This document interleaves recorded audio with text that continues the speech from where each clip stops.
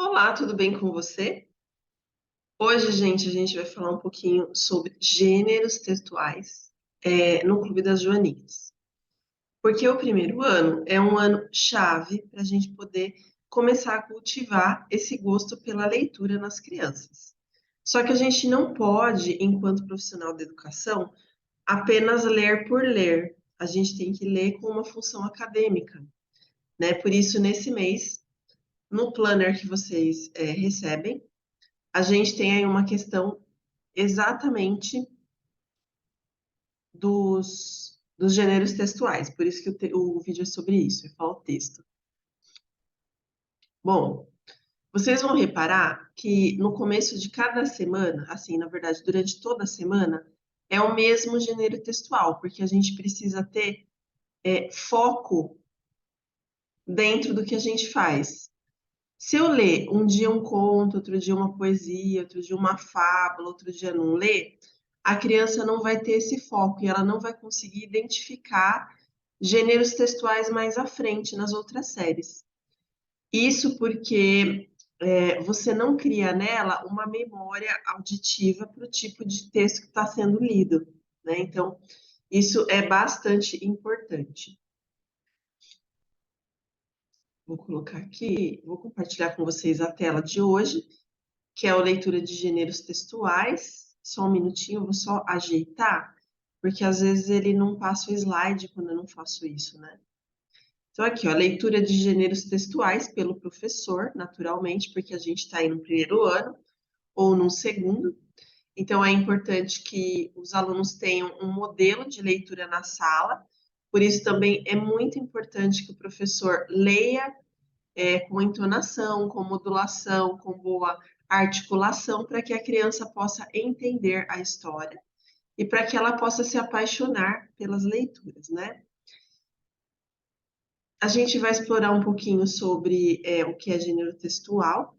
Nós temos um plano aí de fazer cursos mais à frente de cada um dos gêneros. Quem tiver interesse é só ficar de olho nas redes sociais, que a gente tem uma intenção aí a médio prazo de colocar, vai começar com de contos de fada, então a gente vai explorar aí o que é cada gênero e o que se trabalha em cada série. Então é bastante legal a coisa. O gênero textual ele vai ser uma classificação usada para determinar textos a partir de suas características dentro de um contexto. Então, eu vou precisar ter características próprias em cada gênero textual, que a gente já vai falar sobre isso, dentro de um contexto. Então, vou só dar um exemplo. Dentro do contexto culinário aí de preparação de comida, a gente tem as receitas, por exemplo. Mas a gente tem os manuais de instrução dos objetos que fazem as receitas também. Então, de repente, tem um manual de instrução do forno, manual de instrução da batedeira.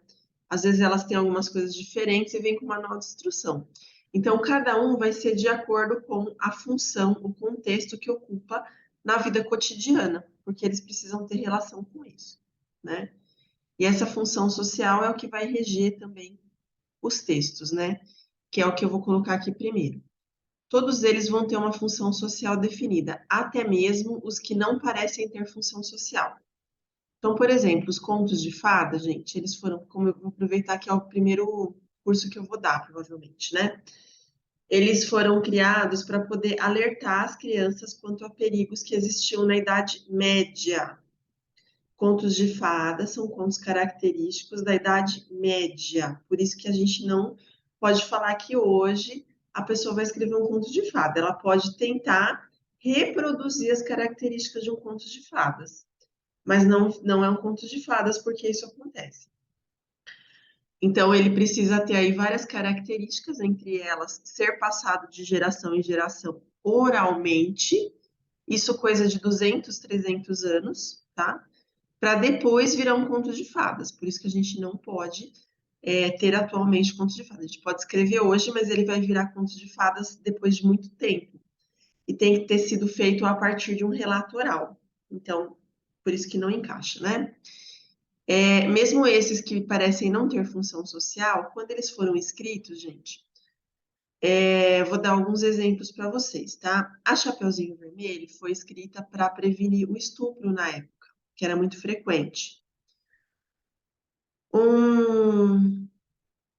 Deixa eu ver. A Bela e a Fera foi para prevenir o sequestro, né? Então a gente tem cada conto de fadas era feito para uma intenção social, para um alerta, como se fosse o noticiário deles da época. Então, só que eles contavam uma história e dentro dessa história tinha situação. E ela não era fofinha como é hoje, né? As histórias originais elas eram até muito sanguinárias, né?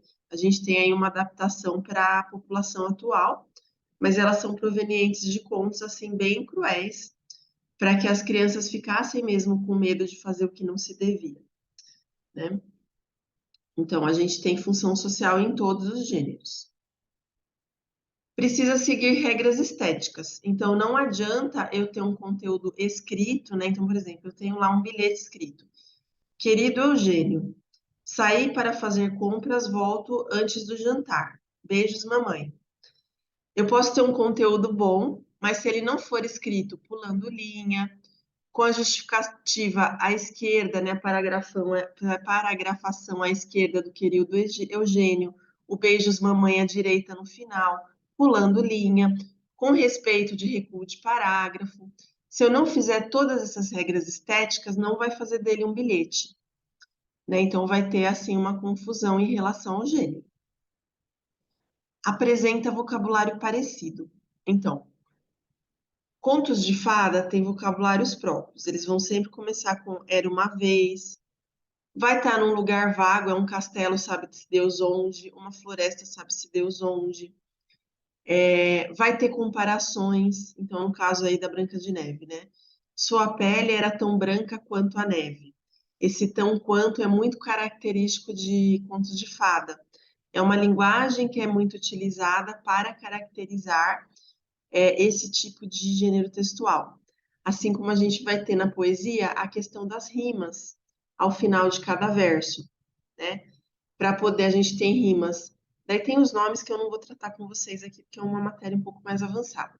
Mas no caso da poesia, a gente tem rimas que são em dupla, né? Uma seguida da outra, a gente tem alternadas, então uma estrofe sim, uma estrofe não, uma estrofe sim, uma estrofe não. Estrofe não, desculpa, verso. Primeiro verso sim, segundo verso não. Terceiro verso sim, quarto verso não. Então a gente tem essa alternância. Então o vocabulário vai ser muito parecido para poder caracterizar aquele tipo de gênero textual. Por isso é importante, gente, que o professor leia durante uma semana para a parte de discriminação auditiva se acostumar aquelas palavras, aquele repertório, aquele tipo de musicalidade dentro do texto, porque cada um tem uma cadência aí, né? E isso vai ser super eficaz aí para a aprendizagem das crianças se você tratar isso durante pelo menos 5 dias. Já na BNCC, em cada série a gente vai ter uma diversidade de gêneros a serem trabalhados como foco, né? O que vai acontecer? Esses gêneros, eu peço desculpas aqui em cima, é que o meu computador, gente, ele está reconhecendo em espanhol, porque eu estava escrevendo em espanhol antes desse slide, né, de fazer esses slides, eu estava escrevendo em espanhol no computador. Então, o algoritmo, você escreve certo e ele muda. Então, que nem série em espanhol não tem acento. Gênero é com esse acento aí. Então, eu coloquei certo, mas é o circunflexo ali nos gêneros e no série tem acento agudo. Ele refaz, sabe? Não é culpa minha nesse caso, é que eu não. Meu olho já não estava mais funcionando nesse momento. Agora, passando aqui, eu consigo ver. Cada ano, eu não coloquei todos, tá? Eu coloquei alguns, mas na BNCC vai tratar cada ano com uma pá aí de focos de gêneros. Focos de gêneros são aqueles muito específicos. Então, no primeiro ano, a gente trabalha a lista, regra, aviso, convite, receita, legenda, blá, blá. Segundo ano, bilhete, recado, aviso, e-mail, receita, blá, blá. Terceiro ano, carta pessoal e assim por diante. Se eu não trabalhar oralmente, isso aqui são os gêneros de foco. A gente também tem as tipologias que é no próximo slide. Mas se eu não trabalhar oralmente, por exemplo, um texto narrativo, que é uma tipologia, de conto direito no primeiro ano, quando o aluno chegar no quarto, quinto, que ele vai analisar e precisar produzir, ele vai ficar confuso, Então, ele vai colocar características que não são daquele gênero. Por isso, é essencial que o professor de primeiro e segundo ano saiba escolher as leituras que ele faz, não é qualquer uma, tá? E eu vou dar algumas sugestões. Além dos gêneros, ah lá, ele fez de novo, tá vendo? De focos, temos os tipológicos como textos de memória, então a gente vai ter aí parlenda, cantiga e trava-línguas. E nossa, esqueci o nome, gente, tem um outro lá. As trovas, né? As trovas também são textos de memória. Esses daí, eles vão ajudar na parte pedagógica, porque a criança vai memorizar e vai ficar mais fácil você ajustar a leitura para poder alcançar aí questões de leitura e escrita. Então, no caso aqui do nosso planner, a gente sugeriu as parlendas, porque são textos de memória de brincar. A gente não pode confundir cantiga com parlenda. Isso é essencial, porque vocês viram que no segundo ano as crianças têm cantigas. E se eu ensino cantiga e parlenda igual, as crianças vão ficar confusas sobre as características. Então a gente tem que escolher sabendo o que é. Opa! A gente tem os contos, que nesse caso vocês podem usar os contos de fada ou outros, pode ser contos de terror, pode ser contos de mistério, contos fantásticos. Então a gente tem várias espécies aí de contos, lembrando que contos eles podem ter uma extensão de no máximo 10 páginas, dependendo da fonte. Quando é maior, gente, não é conto, é romance. São coisas diferentes. Poesias. As poesias, elas têm as questões de rimas, né? Muitas delas não têm rimas, mas elas têm uma musicalidade na questão de divisão silábica para a leitura. Isso vai ser bem importante na entonação do professor. E a gente tem as fábulas, daí eu vou contar para vocês durante os slides a diferença de contos e fábulas, tá? No planner, a gente vai ter algumas tipologias, a primeira delas é a poesia. E eu sugiro que vocês utilizem poetas que são mais famosos, para não cair em enganos aí de picaretas, né? Muito legal para essa faixa etária, a gente tem, lógico, Vinícius de Moraes, que é bem conhecido, a Arca de Noé tem várias poesias legais que depois foram transformadas em música. Mas a gente também tem Manuel Bandeira, que às vezes é negligenciado, Cecília Meirelles, um pouquinho mais famosa, e o Elias José, que é um pouco mais contemporâneo que os dois anteriores.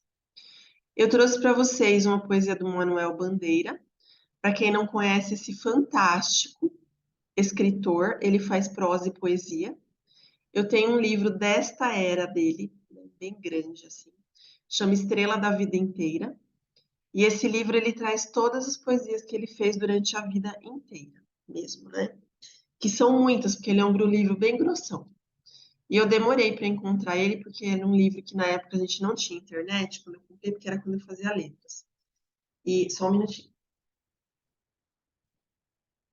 É um livro que não era fácil de encontrar, mesmo encomendando, demorava muito para chegar.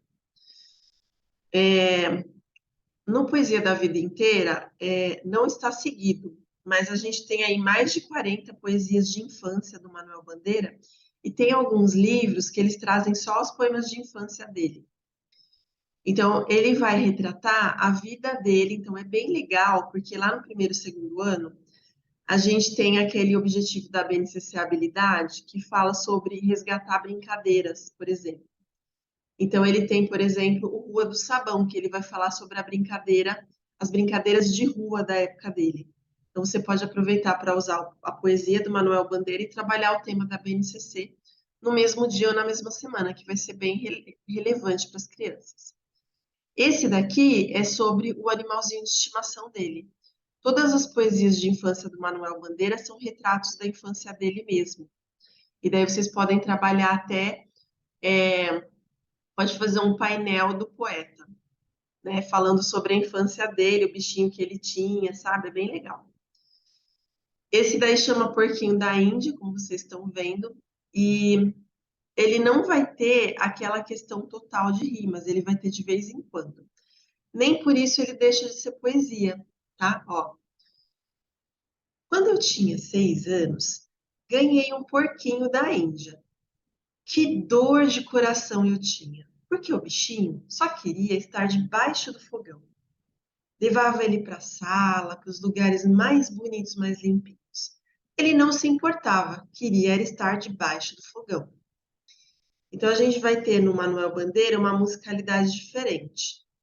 Ele tem também aquele poema que chama Café com Pão, que ele vai imitar o barulho de um trem. Então ele tem uma onomatopeia aí muito forte. Então é café com pão, café com pão, café com pão.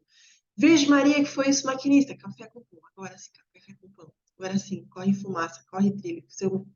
Daí ele vai indo, fazendo o barulho do trem. O Virgem Maria, que foi esse seu maquinista, é quando ele puxa o apito para poder continuar e aumentar a velocidade. Só que a gente precisa estudar a poesia para poder entender todas essas particularidades, né?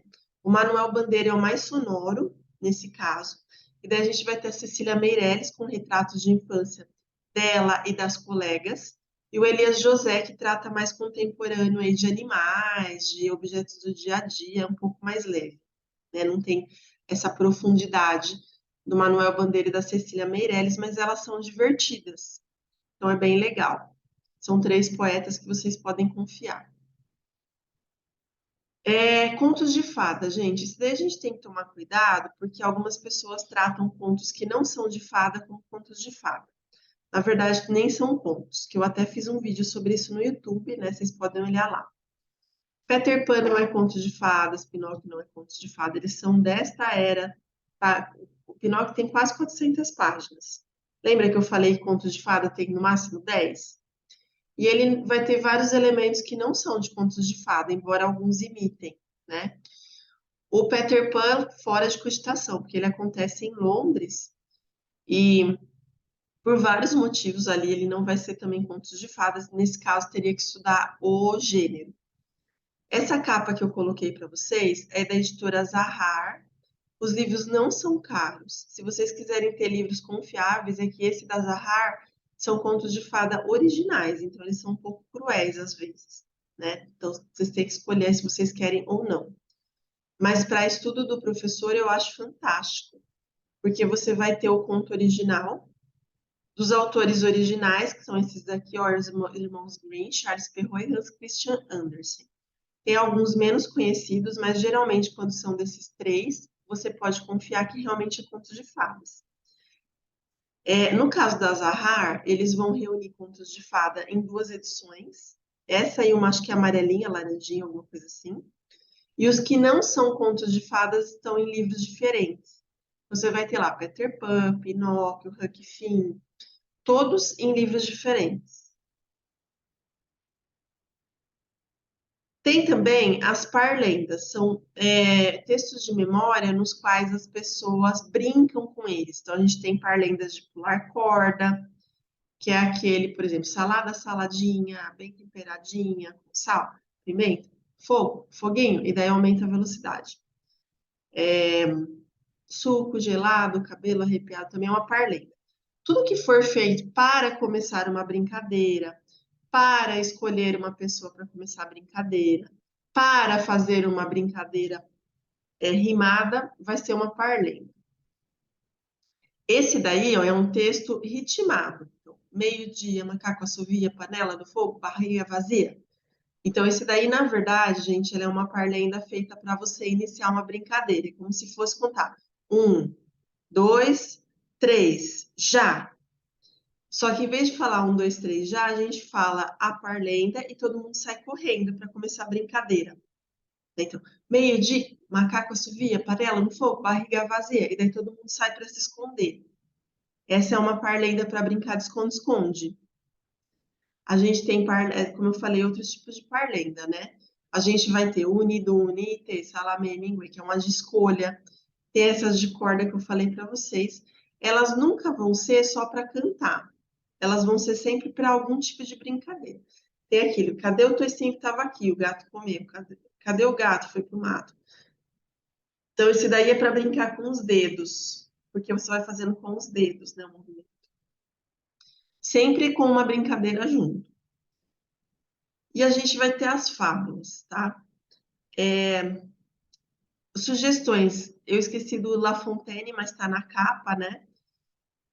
A gente vai ter o Esopo, o Monteiro Lobato e o Jean de La Fontaine, que são escritores famosos de fábulas, tá? No caso das fábulas, elas têm várias características diferentes de contos, de fadas, tá? Não é a mesma coisa de modo algum. Primeiro que uma característica da fábula é que se eu quiser escrever uma fábula hoje, eu posso, diferente dos contos de fada, que precisam ser da tradição oral. A fábula sai da cabeça do autor, o conto de fada sai da cabeça do imaginário popular, baseado em fatos reais, tá? O conto de fada.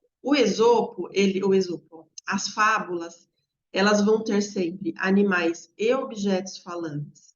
Elas vão ser narrativas muito curtas, com menos de 5 minutos de contagem, de contação de história aí, e que trazem uma moral, ou seja, uma lição muito forte por trás. Vão ser baseadas em valores humanos, então é sempre para ensinar algum valor humano, diferente do conto de fada, que é para alertar de perigos, né? Então a gente tem bem pronunciadas as diferenças aí. Eu gostaria de aproveitar e dar um alerta.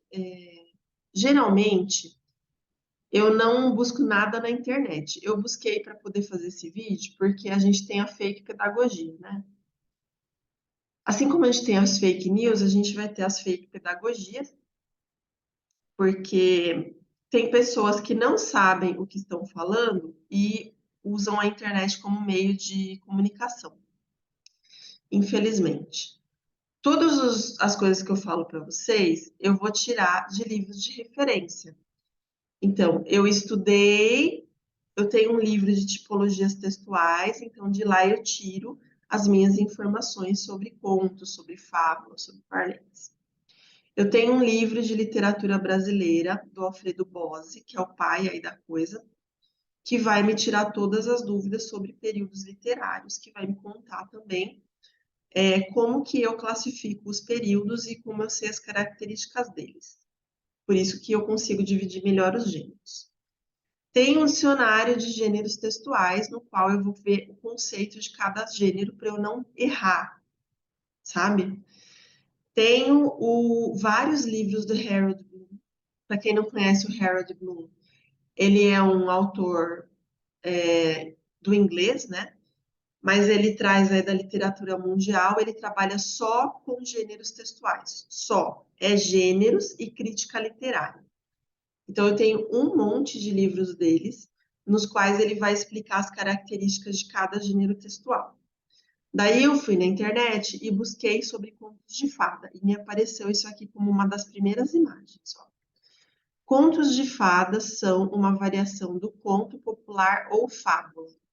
Aí você já vê na primeira afirmação que a pessoa não pesquisou, ela tirou da cabeça dela ou tirou de outro texto da internet. Então, por favor, não confiem em coisas que vocês tiram da internet, que só de olhar, olha que imagem horrível. Você já vê a falta de qualidade da pessoa, né? Partilham com estes o fato de serem uma narrativa. Tem nada de variação, não. Primeiro que contos de fadas e fábulas são de épocas diferentes. Gente, a fábula nasceu na Grécia Antiga. O conto de fada é um tipo de narrativa próprio da invenção da imprensa. Então, é da Idade Média. Eu não posso falar que um varia do outro. Não tem como, tá? Transmitido oralmente, ok, onde o herói e a heroína tem que enfrentar obstáculos, mas isso daí tem outros tipos de contos também. Então, não tudo, né? Então, podendo ter, apesar do nome, animais falantes são muito comuns, neles são muito mais comuns neles do que as fadas propriamente ditas. E se chama contos de fadas porque dentro do ambiente europeu, aproveitando aí o gancho do erro da moça ou do moço, que eu não entrei no site, só vi a imagem, chama-se contos de fadas porque a religião deles era celta. Né? Naquela época, eles estavam numa briga aí entre o cristianismo e a questão dos celtas aí de origem celta, né? Que é aquela questão dos druidas, que eles acreditavam muito em fadas, né? e tinham toda uma mitologia ali com fadas. Então, por isso que se chama contos de fadas, é porque as fadas moravam no bosque, e é como se as fadas contassem esses contos, por isso que se chama contos de fadas, né? Nada mais óbvio que isso, você pesquisar a história para entender de onde que vem o nome. Espero que vocês tenham gostado do vídeo de hoje. Eu me alonguei um pouco mais porque é um assunto que eu gosto de letras, né? Desejo sucesso a vocês. Usem com consciência os textos que vocês leem para as crianças e bem escolhidos, que eu tenho certeza que vai fazer toda a diferença na educação. Até o nosso próximo vídeo e muitas joaninhas para vocês.